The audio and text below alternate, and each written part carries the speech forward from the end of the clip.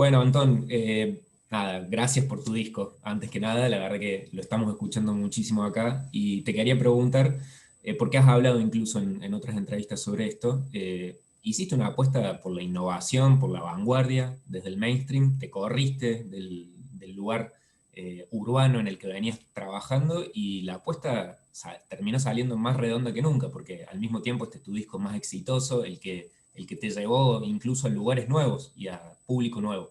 ¿Cómo se siente que haya salido así tan redondo, justamente, ¿no? Que lo artístico se haya combinado tan bien con lo comercial? Pues se siente muy bien. Es como estas películas americanas en las que el personaje de repente tiene que dejar todo para cumplir su sueño y resulta que entonces es cuando triunfa y todo le va bien, ¿no? Ujú. Yo lo veo un poco así, lo veo como que era una odisea lo que queríamos hacer y yo ya tenía asumida el coste que iba a tener y la repercusión que iba a tener en mi éxito a nivel de números o todo eso, ¿no? Y estaba de acuerdo con ceder parte de ese éxito para poder como llegar a este punto de llevar mi ambición artística hasta este lugar y tener el respeto de ciertos artistas y como llevar mi carrera a otro punto, ¿no? Claro, cuando llegue, pasa todo lo contrario, que tu éxito se multiplica, pues es una alegría gigante, la verdad. ¿Y en qué momento decidís hacer este quiebre? Porque entiendo también que tenías un disco más ligado al urbano ya terminado y que en un momento fue, no, esto no puede salir así, hay que ir por otro lado. ¿En qué momento pasó eso y por qué llegaste también a ese planteo? Yo ya venía como enamorándome mucho de este proyecto y desenamorándome de la música urbana. Ujú. De hecho, empecé esta investigación por toda esta música precisamente porque estaba un poco harto de la música urbana, tanto de lo que hacía yo como de la escena, como de la repetición absoluta de los patrones, como que todo, veía todo muy igual y me sentía parte de la maquinaria, ¿sabes? Como de alineación, rollo, todo el mundo tiene que hacer lo mismo y yo estaba contribuyendo a que todos hiciésemos lo mismo y entonces era como que me veía criticándolo pero a la vez ayudando a que todo eso sucediese. Entonces me puse a experimentar con toda esta música nueva y pues poco a poco te vas enamorando más y cuando llega la pandemia uno se replantea, yo creo que a todos nos pasó que fue un momento de inflexión y cuando te replanteas todo, pues te dices, pues es que qué coño, si yo lo que quiero hacer realmente es esto, pues vea por esto, ¿no? Y cuando salió Nunca Estoy, que fue mi primer número uno en España, aunque yo había tenido mucho éxito, no había tenido ese dato, ¿no? Que a veces no tiene nada que ver, porque hay otras canciones que han tenido muchas más reproducciones, pero bueno, esta en concreto fue la que llegó a número uno. Eh, y eso fue un clic que me ayudó mucho para todos los colaboradores, la compañía, para todo el mundo, ¿no? Como para que todo el mundo dijese, vale, existe una oportunidad real de que esto sea como algo muy grande. Y ahí fuimos. ¿Sentís que hacer este movimiento también en este momento de tu carrera es una suerte de declaración de principios, un mensaje también para la gente que está haciendo música y que a veces siente que está todo como súper digitado y acomodado a un molde y que de repente nada, viene este disco, el madrileño y nos mueve toda la estantería que teníamos ahí como previamente ubicada? Pues ojalá, eso sería lo mejor del mundo, que el disco sirviera para que la gente que está haciendo música se arriesgase. Eso sería. Yo siempre he dicho que mi sueño y mi máxima ambición cuando hago todo esto es tener un impacto cultural real, ¿no? Y que dentro de 50 años alguien pueda tomarme como referencia para hacer una nueva canción, ¿no? Digamos que eso es el sumum de lo que yo hago, ¿no? Ser capaz de, bueno, convertirme en el tipo de artista al que yo admiro ahora mismo o al que admiraba cuando era joven, ¿no? Ese tipo de. Entonces, si este disco sirve para animar a la gente a que se arriesgue con lo que está haciendo y a que no siga los caminos que se supone que tienen que seguir, buah, eso sería lo mejor que he hecho en mi vida, desde luego. Te pregunto por el seudónimo también que plantea el título, el madrileño, que claramente tiene que ver con tu propia historia y con lo que cuentan también las canciones, pero te pregunto, ¿quién es ese madrileño y cómo es ese madrileño? También para quienes no somos de la ciudad y quienes estamos fuera de España, para entender un poco más esas referencias. Pues yo quería hacer un disco identitario, pero yo no creo en las identidades muy cerradas. O sea, Ujú. no creo, no soy un nacionalista español que piense que lo español está por encima de nada, ¿no? Es un disco que surge de la nostalgia de España, pero viajando por el mundo, ¿no? Y de las cosas que a mí me recuerdan a España en otros lugares. En otros bares me recuerdan los bares de España, otros acentos me recuerdan los acentos de España y otras músicas me recuerdan las músicas de España, ¿no? Y es esa mezcla. Entonces, para mí era importante tanto acercarme a la gente diciendo que yo soy el madrileño y no sé si eso pasa por allí, pero por aquí los chavales que no han viajado nunca en su vida de repente ponen acento boricua para hacer reggaetón, ¿sabes? Y quieren demostrarle al mundo que son otra cosa que no son. Entonces, para mí era importante acercarme a esas músicas, a esos lugares, diciendo quién soy claramente y posicionándome. Y luego también el viajar tanto es el que me ha dado esa nostalgia del lugar, ¿no? Y es lo que te decía, que yo quería que fuese un disco que hablase de la música y de la cultura que yo he vivido. Eh, entonces, por eso el madrileño me parecía perfecto. Aparte de, bueno, los valores que tiene Madrid, que es la ciudad de la ambición en España, o sea, hay una expresión aquí que dice de Madrid al cielo, ¿no? Que significa que si quieres triunfar, vete a Madrid, que más alto de Madrid ya es el éxito total, ¿no? Que es una ciudad súper abierta, donde digamos que la gente rara o la gente que no puede ser como ellos son en su pueblo, de verdad, y que han tenido que vivir disfrazados, se vienen a Madrid a quitarse las caretas y a vestirse como se quieren vestir y a hacer lo que quieran hacer.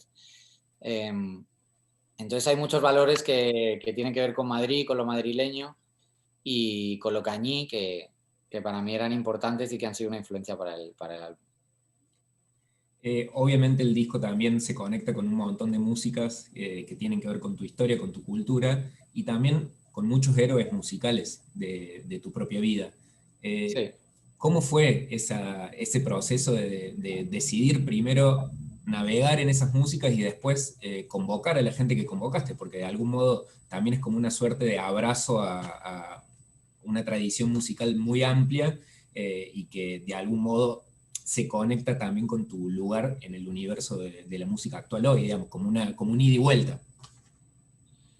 Pues eso ha sido la parte, digamos, más reconfortante del disco, ¿no? Por un lado está todo el sufrimiento y toda la búsqueda y toda la ansiedad que yo podía tener, que es el disparo de salida, la inseguridad del futuro, de que no sabe qué tal, pero luego por otro lado van apareciendo eh, toda esta serie de colaboradores que son como grandes maestros de la música popular que yo he escuchado toda la vida y poco a poco te van dando como píldoras de motivación, ¿no? Pues sí que quieren venir a hacerse una canción contigo, haces una canción, vas al siguiente, este también se va a sentar a hacer una canción contigo y encima le pones las canciones anteriores y te dice que son buenas y quiere escribir contigo. Ya no solo es una colaboración, sino que pretende y te recomienda otros músicos y se implica y poco a poco se va construyendo eso, ¿no? Y para mí la aparición de toda esta gente ha sido lo más importante que yo he hecho en mi carrera musical. Juntar a toda esta gente en el disco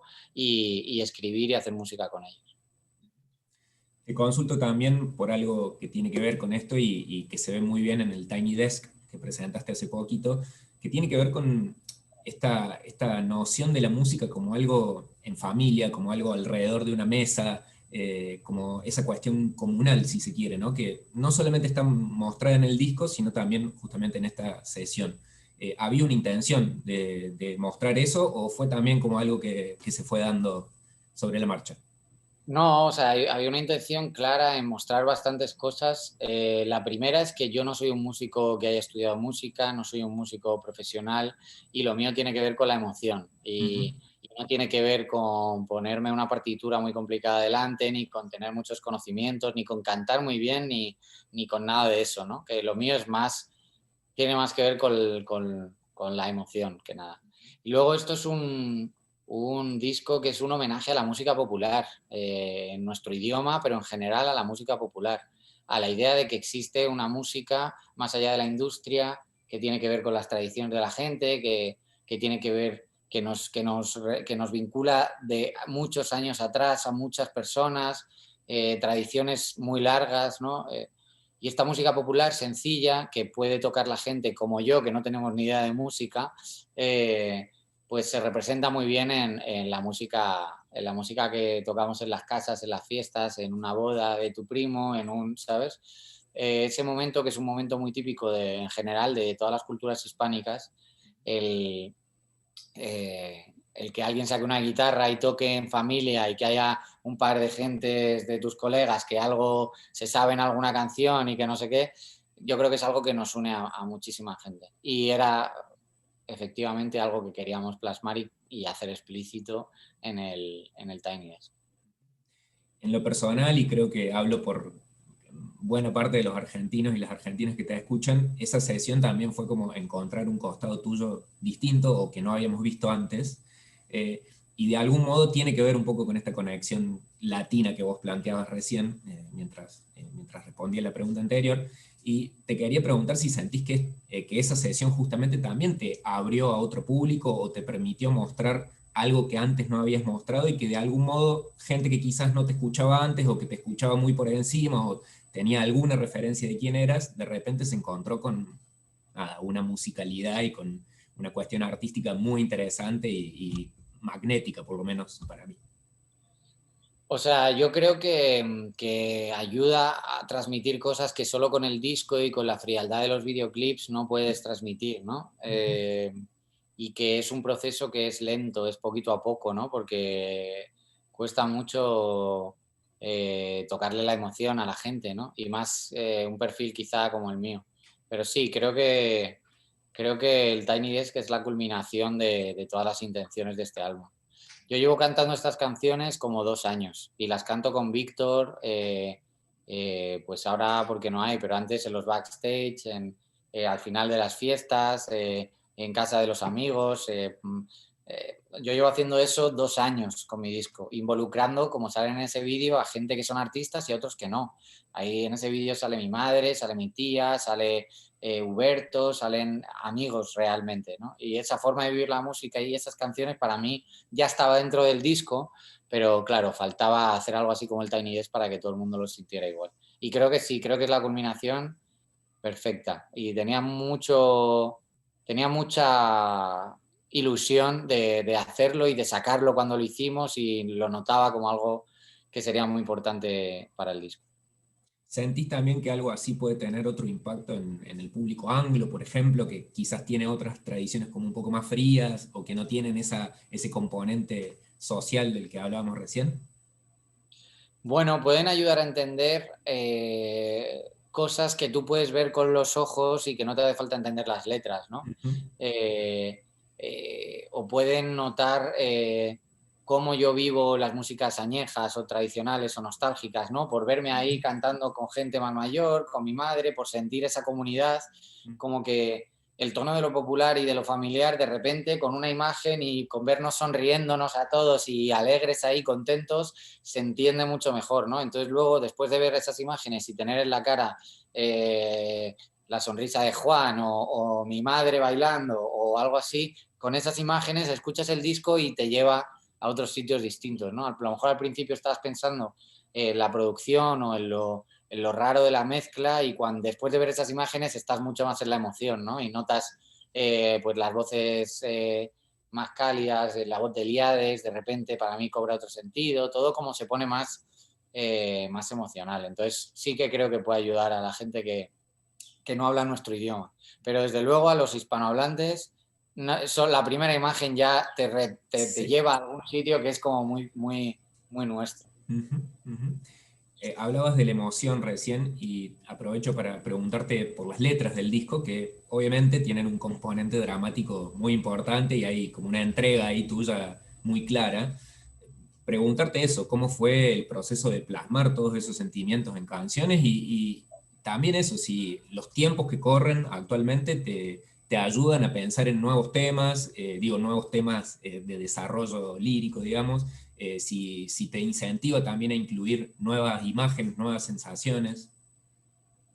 Sí, o sea, para mí todo el trabajo del disco siempre es coger lo que me gusta gusta del pasado, pero tratar de hacer algo moderno, ¿no?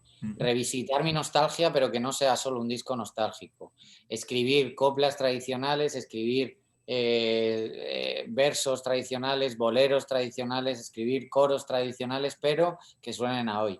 Y entonces, pues eso lo intentas hacer con lo que puedes. A veces es con la musicalidad, a veces es con la letra, pero ha sido un ejercicio eso, de intentar hacer un ejercicio clásico,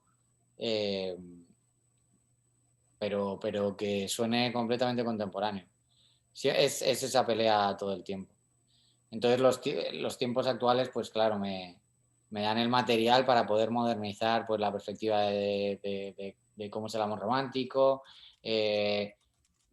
la perspectiva femenina en una relación romántica, la masculinidad que ha imperado siempre en pues, los grandes cantantes de boleros, la música tradicional. Todos esos temas están completamente vigentes, según yo, he intentado que así sea, ¿no? Perfecto. No sé si me dan para una más o cerramos acá. Yo creo que una siempre cabe. Sí, una se puede. Perfecto, muchas Sí, gracias. justo te escribí, sí. Te consulto por algo que leí hace poquito que decías, esto de que siempre estás huyendo de lo que haces, de algún modo, ¿no? Siempre como pensando hacia adelante y en el presente. ¿Cómo se huye de toda esta etapa del madrileño que me imagino que debe ser también como muy sí, te debe motivar muchísimo a seguir explorando este tipo de registros por también la respuesta que ha tenido? ¿Cómo se huye de eso? Pues todavía no lo sé porque ahora estoy en mitad del camino, pero surgirá de forma natural. Ya en el estudio hay cosas que ya encuentro, o sea, ya empiezo a encontrar patrones recurrentes, ya empiezo a encontrar cosas que quiero abandonar, por decirlo así, ¿sabes? O sea, ahora mismo no sé hacia dónde va a ir todo esto, pero siempre me he salido de la zona de confort, entonces no creo que esto sea como una especie de lugar en el que me vaya a quedar para siempre, la verdad. Perfecto, Antón, muchísimas gracias y a todo el equipo ahí por la charla. Muchas gracias a ti, un Un abrazo abrazo. fuerte.